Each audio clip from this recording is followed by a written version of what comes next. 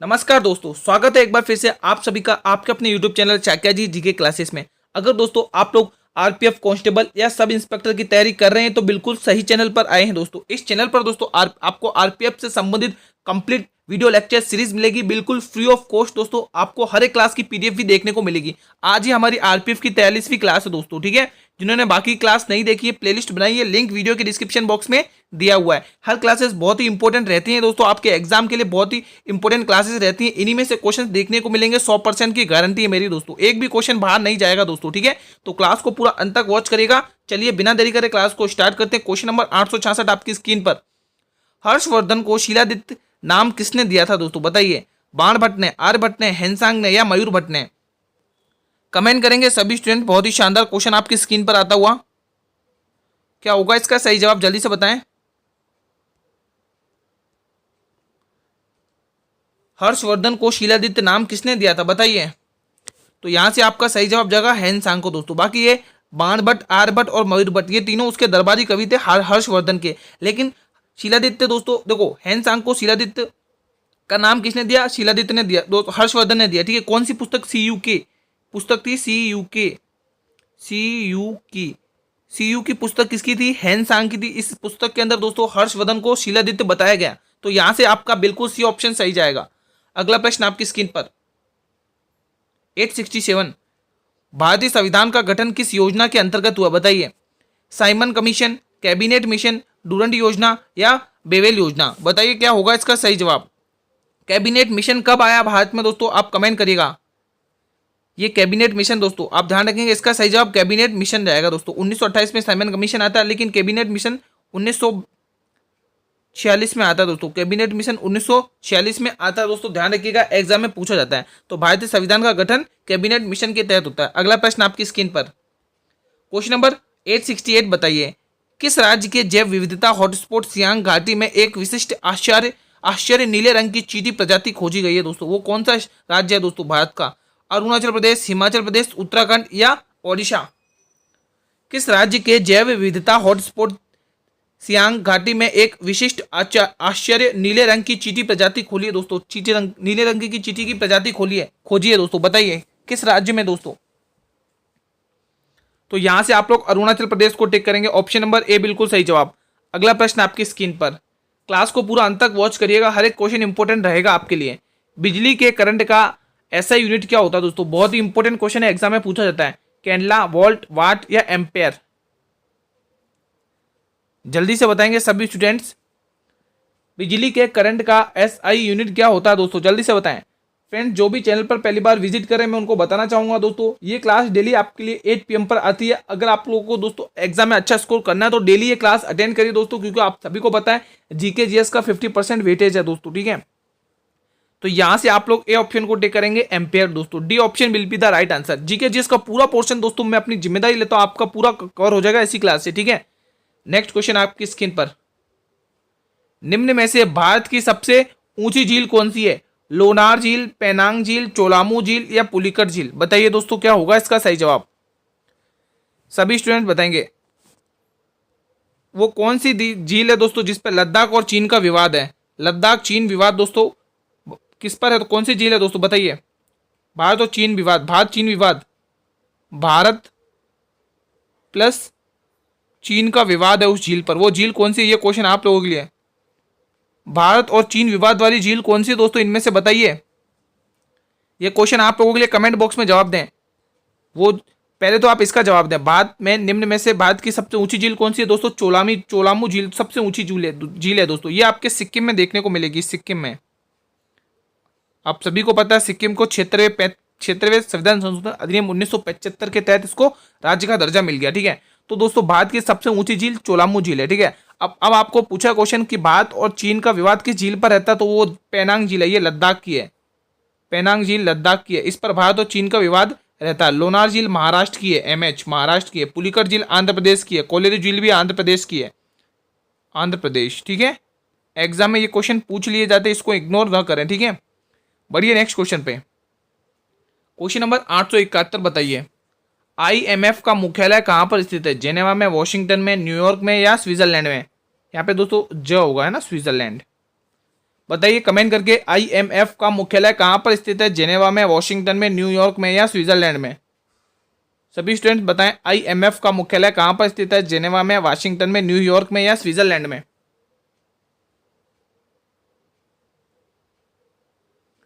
तो यहां से आप लोग टिक करेंगे।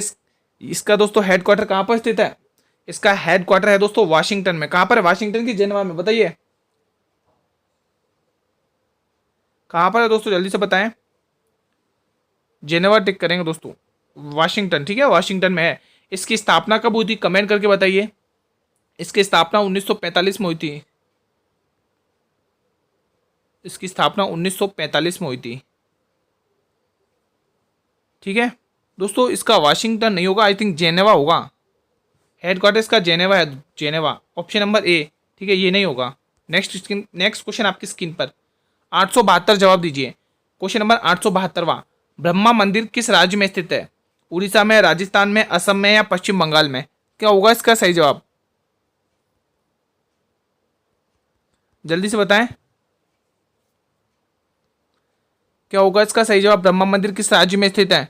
उड़ीसा में। तो दोस्तों आप ध्यान रखेंगे जगन्नाथ और कोणार्क सूर्य मंदिर, दोस्तों ये दोनों के दोनों मंदिर आपको उड़ीसा राज्य में देखने को मिलेंगे, ठीक है। और दोस्तों असम में भी है, कामाख्या मंदिर बहुत प्रसिद्ध है दोस्तों, असम में बहुत पूछा जाता है। ब्रह्मा मंदिर दोस्तों आपको देखने को मिलेगा राजस्थान के अजमेर जिले में है, जिसको राजस्थान का हृदय कहा जाता है, अजमेर। राजस्थान के अजमेर जिले में है दोस्तों ब्रह्मा जी का मंदिर दोस्तों, ठीक है। इसका निर्माण किसने कराया?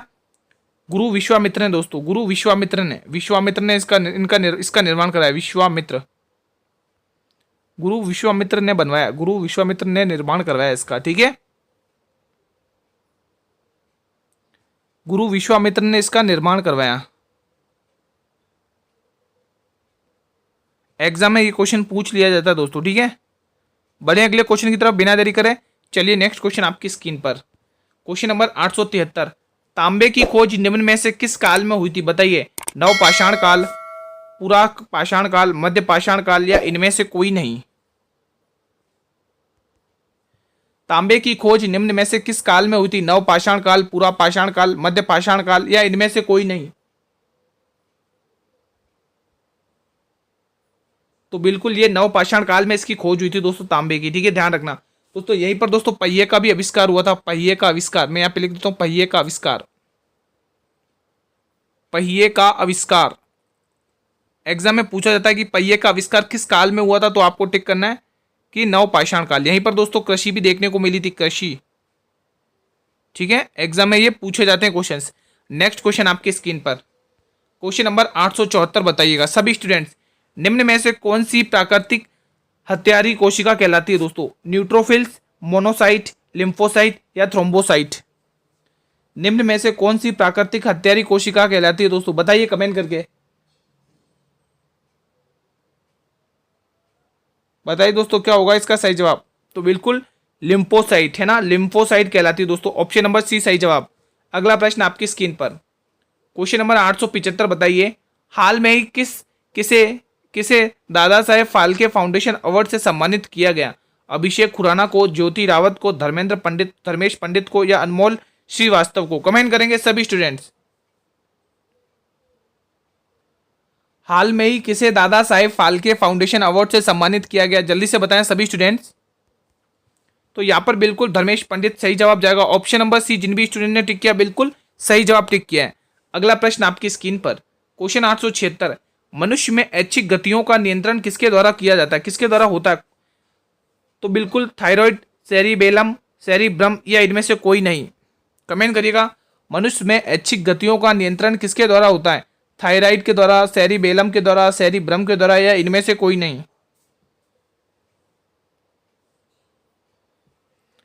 तो बिल्कुल यहाँ पे सेरिब्रम सही जाएगा, ऑप्शन नंबर सी। किस भाग से, शरीर के किस भाग में सेरिब्रम से होता है दोस्तों? ऑप्शन नंबर सी को टिक करेंगे।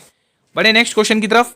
नेक्स्ट क्वेश्चन आपकी स्क्रीन पर 877वां, बंगाल का शौक किस नदी को कहा जाता है? कर्मनाशा नदी को, दामोदर नदी को, कोशी नदी को या ब्रह्मपुत्र नदी को? अब मुझे आप कमेंट करिए कि भारत का शौक किस नदी को कहा जाता है? भारत का शौक, आप लोगों के लिए क्वेश्चन लिख रहा हूँ, जल्दी जल्दी से बताइए। भारत का शौक किस नदी को कहा जाता है? बताइए, भारत का शौक किस नदी को कहा जाता है? आप लोग कमेंट करिए, ठीक है। बिहार का शौक किस नदी को कहा जाता है? आप लोग कमेंट करिए। ये क्वेश्चन आप लोगों के लिए। बिहार का शौक, बिहार का शौक, बिहार का शौक, ये क्वेश्चन आप लोगों के लिए, ठीक है। आप लोग कमेंट करेंगे। और झारखंड का शौक किस नदी को कहा जाता है, ये भी कमेंट करिए। झारखंड का शौक, झारखंड का शौक, झारखंड का शौक, असम, असम का शौक किस नदी को कहा जाता है, ये भी कमेंट करिए। असम का शौक, ये सारे क्वेश्चन आप लोगों के लिए। असम का शौक, बताइए जल्दी जल्दी से क्या होगा इनके सही जवाब। जल्दी जल्दी कमेंट करिए इन क्वेश्चंस के, क्या होगा इसका सही जवाब। पहले तो हम जो हमें क्वेश्चन क्वेश्चन रियल में पूछा उसका सही जवाब टिक करते हैं। पहले आपको क्वेश्चन पूछा है कि बंगाल का शौक किस नदी को कहा जाता है। बंगाल का शौक दामोदर नदी को कहा जाता है। किस नदी को कहा जाता है साथियों, दामोदर नदी को कहा जाता है। अब जो क्वेश्चन मैंने पूछे उनके जवाब दीजिए। भारत का शौक कहा जाता है कर्मनाश नदी को, कर्मनाशा नदी को, कर्मनाशा नदी को, किसको, कर्मनाशा नदी को क्या कहा जाता है, भारत का शौक, ठीक है। ध्यान रखिएगा दोस्तों, एग्जाम में पूछा जाता है। बिहार का शौक सभी को पता होना चाहिए, कोसी नदी को कहा जाता है, कोसी नदी को। बिहार का शौक किसको कहा जाता है, कोसी नदी को कहा जाता है। झारखंड का शौक दोस्तों दामोदर रिवर को कहा जाता है, दामोदर रिवर को, दामोदर रिवर को, दामोदर रिवर को कहा जाता है, दामोदर नदी को कहा जाता है। असम का शौक दोस्तों ब्रह्मपुत्र नदी को कहा जाता है, किसको, ब्रह्मपुत्र नदी को, ब्रह्मपुत्र नदी को कहा जाता है। ये सारे ही के सारे क्वेश्चंस एग्जाम में पूछे गए हैं, क्वेश्चन इंपॉर्टेंट है तो ध्यान रखिएगा। नेक्स्ट क्वेश्चन आपकी स्क्रीन पर 878, भारत सरकार का नीति आयोग अस्तित्व में कब आया। बात करते हैं दोस्तों नीति आयोग की। दोस्तों ध्यान से सुनिएगा दोस्तों, इंपॉर्टेंट क्वेश्चन बनते हैं। पहले तो आप इसका जवाब दें, ठीक है। बात करें दोस्तों नीति आयोग की, सबसे पहले आप बताएंगे दोस्तों इस नीति आयोग को पहले किस नाम से जाना जाता था। पहले पहले किस नाम से जाना जाता था इस नीति आयोग को दोस्तों, योजना आयोग के, किस नाम से, योजना आयोग के नाम से जाना जाता था, योजना आयोग, योजना आयोग, ठीक है, योजना आयोग। अब आप मुझे कमेंट करिए कि इनके अध्यक्ष कौन है, अभी वर्तमान में अध्यक्ष कौन है दोस्तों, अध्यक्ष और उपाध्यक्ष दोनों बताएंगे। अध्यक्ष कौन होता है दोस्तों, अध्यक्ष, और उपाध्यक्ष कौन है, जल्दी से बताइए। दोनों क्वेश्चन आप लोगों के लिए, अध्यक्ष और उपाध्यक्ष बताइए, अध्यक्ष और उपाध्यक्ष बताइए दोस्तों, कमेंट करके बताएंगे जल्दी जल्दी से क्या राइट होगा। अध्यक्ष और उपाध्यक्ष बताइए। और साथ में आप ये भी बताएंगे कि नीति आयोग का दोस्तों हेडक्वार्टर कहाँ पर स्थित है, मुख्यालय कहाँ पर है। ये तीनों के तीनों क्वेश्चन आप लोगों के लिए, जल्दी से बताइए। पहले तो आप ध्यान रखेंगे ये अस्तित्व में आया था 1 जनवरी 2015 को दोस्तों, ठीक है। जो नीति आयोग है वो अस्तित्व में कब आया, 1 जनवरी 2015 में ये अस्तित्व में आया, ठीक है।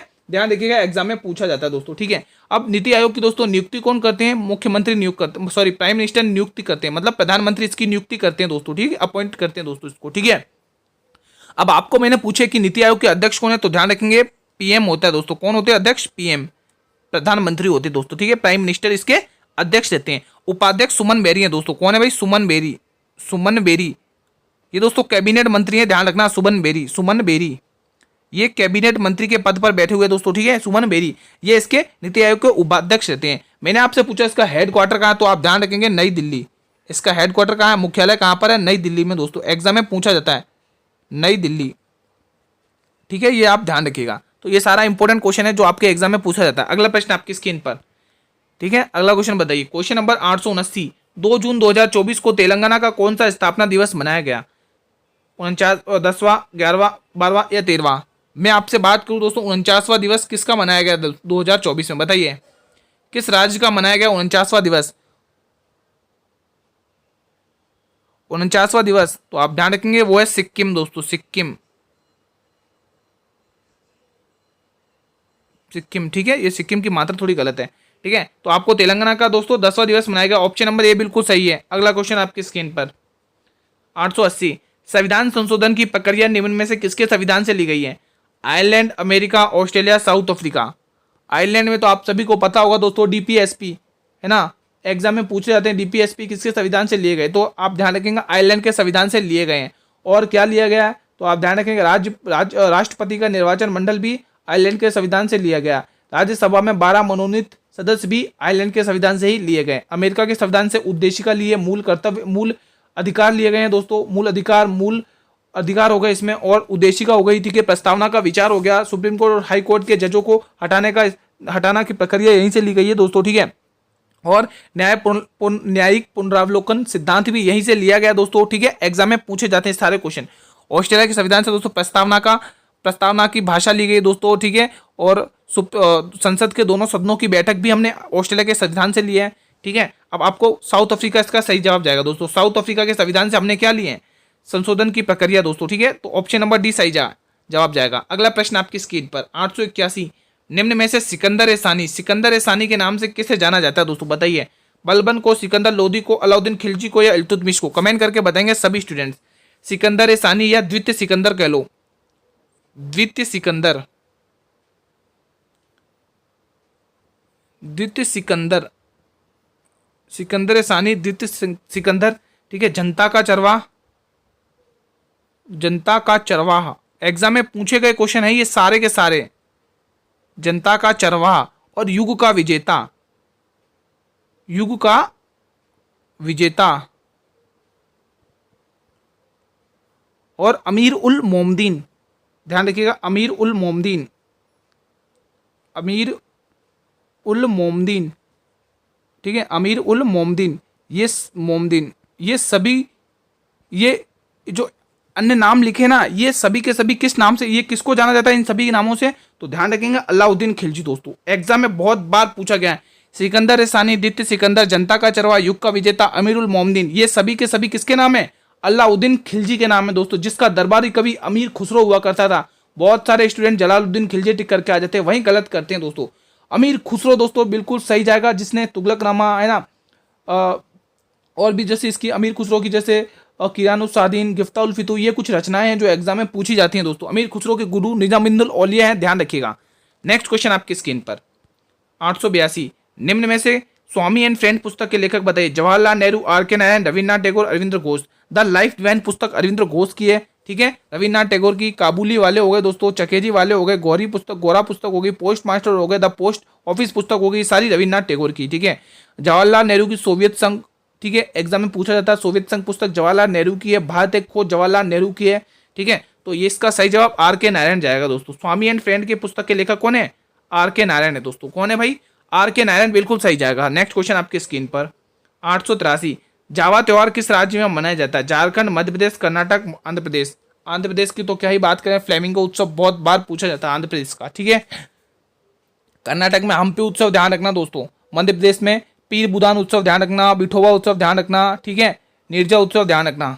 तो बचा क्या? झारखंड। तो झारखंड में मनाया जाता है जावा त्योहार दोस्तों। जावा त्योहार किस राज्य में मनाया जाता है? झारखंड में दोस्तों, ठीक है। झारखंड में दोस्तों एग्जाम में पूछा जाता है दोस्तों, ठीक है। नेक्स्ट क्वेश्चन आपकी स्क्रीन पर 884, निम्न में से कौन सा राज्य मैग्नीज का अग्रणी उत्पादक है? बिहार, उत्तर प्रदेश, असम, ओडिशा। कमेंट करिए, निम्न में से कौन सा राज्य मैग्नीज का अग्रणी उत्पादक है? बिहार, ओडिशा, असम, उत्तर प्रदेश। क्या होगा इसका सही जवाब? तो बिल्कुल दोस्तों ओडिशा बिल्कुल सही जाएगा दोस्तों। उत्पादन में सबसे नंबर 1 पे है दोस्तों ओडिशा। अगर मैंगनीज में बात करें तो फर्स्ट नंबर पे कौन सा देश थे? साउथ अफ्रीका है दोस्तों, ध्यान रखना। साउथ अफ्रीका, साउथ अफ्रीका इसका सही जवाब जाएगा। साउथ अफ्रीका इसका सही जवाब जाएगा दोस्तों, ठीक है। तो इसमें ध्यान रखना। नेक्स्ट क्वेश्चन आपकी स्क्रीन पर क्वेश्चन नंबर 885, निम्न में से किसे द्वितीय अशोक के नाम से जाना जाता है? किसे द्वितीय अशोक के नाम से जाना जाता है? बिंदुसार, कनिष्क, अजातशत्रु, श्रीगुप्त। क्या होगा इसका सही जवाब? तो बिल्कुल बी ऑप्शन दोस्तों। इसी के समय चौथी बौद्ध संगति हुई थी दोस्तों, ठीक है। एग्जाम में पूछा जाता है। तो कनिष्क को दोस्तों किस नाम से जाना जाता है? द्वितीय अशोक के नाम से जाना जाता है दोस्तों। इसी के समय दोस्तों गंधार कला और मथुरा कला का विकास हुआ था दोस्तों। गंधार कला और मथुरा कला का विकास हुआ था। ऑप्शन नंबर बी सही जवाब जाएगा। नेक्स्ट क्वेश्चन आपकी स्क्रीन पर क्वेश्चन नंबर 886, केंद्रीय उच्च भूमि में कौन सा पठार नहीं आता दोस्तों? बुंदेलखंड का पठार, बघेलखंड का पठार, मालवा का पठार या छोटा नागपुर का पठार। कमेंट करके बताएंगे सभी स्टूडेंट क्या होगा इसका सही जवाब दोस्तों, बताइए। यहाँ पर आप लोग केंद्र उच्च भूमि देखते हैं दोस्तों, ठीक है। यहाँ पर केंद्र उच्च भूमि देखते हैं। यहाँ पर आपको देखने को मिलेगा दोस्तों बुंदेलखंड का पठार, बघेलखंड का पठार और मालवा का पठार। ये तीनों इसके अंतर्गत आते हैं। लेकिन ये जो छोटा नागपुर का पठार यहाँ नहीं आता, यहाँ आएगा दोस्तों, ठीक है। यहाँ पर आएगा छोटा नागपुर का पठार, ठीक है। तो ये छोटा नागपुर का पठार यहाँ नहीं आता। यही हमारे प्रश्न का सही जवाब है। तो आप लोग डी ऑप्शन को टिक करेंगे। नेक्स्ट क्वेश्चन आपकी स्क्रीन पर क्वेश्चन नंबर 87, निम्न में से कौन सा अनुच्छेद राज्य को परिभाषित करता है? अनुच्छेद 12, अनुच्छेद 13, अनुच्छेद 14, अनुच्छेद 32। दोस्तों ये जो अनुच्छेद 32 है दोस्तों, इसी को बी आर अम्बेडकर यानी बाबा राव अम्बेडकर ने संविधान की आत्मा कहा था। बी आर अम्बेडकर ने इसे संविधान की आत्मा कहा था। बी आर अम्बेडकर ने इसे क्या कहा था? संविधान की आत्मा। अम्बेडकर एग्जाम में पूछा जाता है क्वेश्चन, इन्होंने क्या कहा था इसको? संविधान की आत्मा, संविधान की आत्मा, संविधान की आत्मा, संविधान की आत्मा। इसी को कहा था संविधान की आत्मा, एग्जाम में पूछा जाता है। ठीक है, क्या होगा इसका सही जवाब, बताइए जल्दी से। तो दोस्तों वो कौन सा अनुच्छेद है जो राज्य को बताता है दोस्तों, वो 13वां अनुच्छेद है। 14वां दोस्तों, 14 वाला तो स्वतंत्रता का अधिकार है, ध्यान रखना। ठीक है, तो जो अनुच्छेद 12 है वो क्या बताता है, राज्य को परिभाषित करता है। ऑप्शन नंबर ए सही जवाब। अगला प्रश्न स्क्रीन पर 888, महाकृषि समृद्धि योजना निम्न में से किसके द्वारा शुरू की गई है। भारतीय स्टेट बैंक। दोस्तों करंट अफेयर का बहुत ही शानदार सा क्वेश्चन बनता है यहाँ से, बताइए क्या होगा इसका सही जवाब। बैंक ऑफ महाराष्ट्र, नीति आयोग या हरियाणा। महाकृषि समृद्धि योजना निम्न में से किसके द्वारा शुरू की गई है, तो बिल्कुल आप लोग यहां से टिक करेंगे, बैंक ऑफ महाराष्ट्र के द्वारा। ऑप्शन नंबर बी सही जवाब। नेक्स्ट क्वेश्चन आपकी स्क्रीन पर, क्वेश्चन नंबर 889 जवाब दीजिए। क्वेश्चन नंबर 889 का ध्यान से सुनिएगा। 2011 की जनगणना के अनुसार न्यूनतम लिंगानुपात पूछा है दोस्तों, आपको न्यूनतम पूछा है, मैं आपसे पूछना चाहता हूं सर्वाधिक। सर्वाधिक आप लोग बताएंगे दोस्तों, सर्वाधिक। ठीक है, आपको न्यूनतम पूछा यानी कि कम पूछा, और मैं आपसे पूछा सर्वाधिक। दोनों क्वेश्चन के जवाब दीजिए कमेंट सेक्शन में। असम, बिहार, हरियाणा या केरल, किसका है दोस्तों, जल्दी से बताएं। क्लास अच्छी लग रही हो तो लाइक करें जल्दी से, एक बार क्लास को लाइक कर दें सभी स्टूडेंट्स। 2011 की जनगणना के अनुसार न्यूनतम लिंगानुपात किस राज्य का है, तो यहां से आप लोग बिल्कुल सही जवाब टिक करेंगे। न्यूनतम पूछा है तो न्यूनतम है दोस्तों किसका, हरियाणा का है दोस्तों। किसका भाई, हरियाणा का है, हरियाणा का न्यूनतम हरियाणा का है दोस्तों। कितना है, कितना है दोस्तों हरियाणा का, कमेंट करेंगे आप लोग। आप लोग कमेंट बॉक्स में बताइए हरियाणा का लिंगानुपात कितना है दोस्तों। अब मैंने आपसे पूछा सर्वाधिक, सर्वाधिक है केरल का 1024 है, केरल का है सर्वाधिक पूछे तो आपको केरल टिक करना है। केरल, केरल का कितना 1024, 1024 है मित्रों। ठीक है, नेक्स्ट क्वेश्चन आपकी स्क्रीन पर, यह क्लास का अंतिम प्रश्न है, सभी बच्चे कमेंट करेंगे।